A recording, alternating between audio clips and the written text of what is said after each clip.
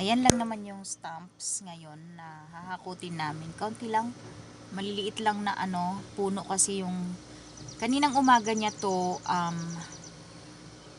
before niya ako isama, maaga siyang nagpunta dito. So kaninang maaga niya pinul out yung mga mga binunot ba, hinugot yung mga roots, mga stumps ng trees, and then ito yung pinakamalaki. So gamit ni Laurel ngayon yung skid steer. Ayan. And then dala namin yung dump trailer. Yung dump trailer. Ayan si Laurel. Ano lang to, kaunti lang na to, na mga stamps, kaya hindi katagalan to dito. And then uwi na rin kami after this. So ito guys, yung sinasabi ko sa inyo na after namin matapos yung doon sa Jefferson, nandito kami malapit sa may Pageland Town lang. Maaga niya itong inumpisahan maagang inumpisahan ni Laurel. So bago niya ako sunduin sa bahay, nag-ano muna siya dito, nag-clean up muna siya, nag-remove ng mga stumps ba sa place. So ngayon, hakutin na lang namin kasi hindi pwede ditong magsunog kasi dikit-dikit yung bahay dito. Ayan o. Kasi ano siya dito housing din ito dito na area. Parang sa atin subdivision ba. So hindi siya pwede ditong magsunog ng mga stumps. And then, medyo matagal din siya kung susunugin kasi malalaki yung roots. So ayan, hakutin na lang namin siya. Hindi naman siya karamihan. Doon na lang namin siya susunugin sa yard namin kasi pwede naman kami doon magsunog. At least doon medyo malayo-layo yung mga kapitbahay. Ayan, nilalagay sa dump trailer. Mabilis lang yan.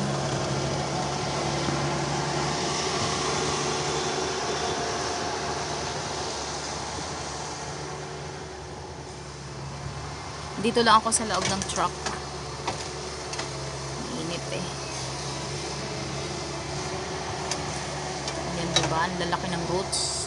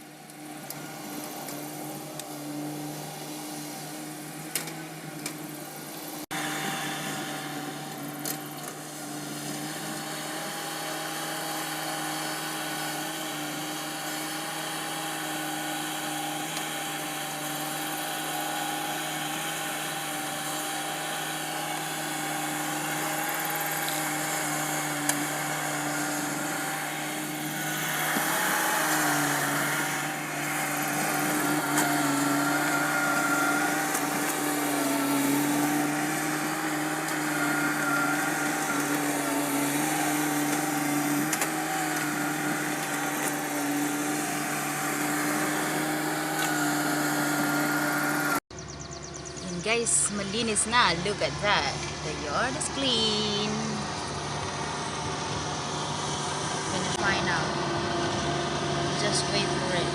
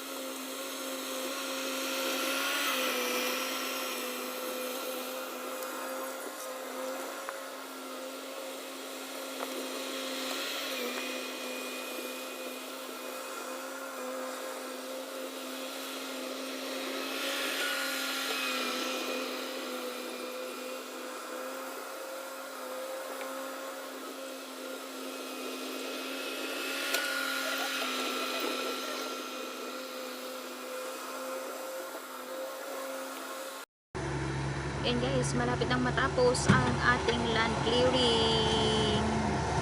Finishing up na lang. Malapit na. Kita nyo yan?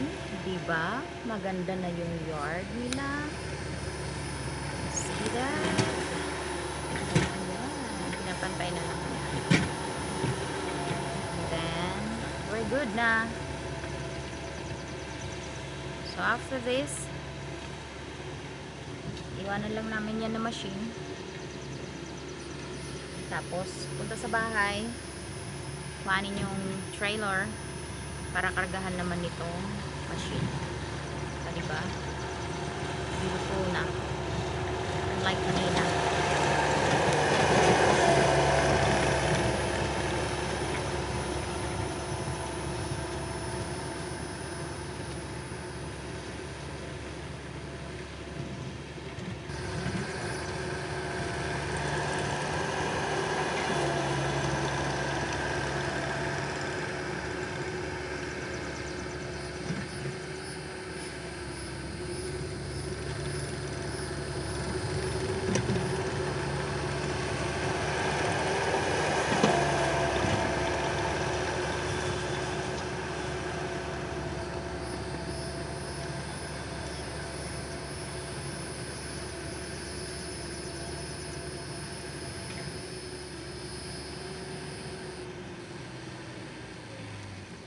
There you go.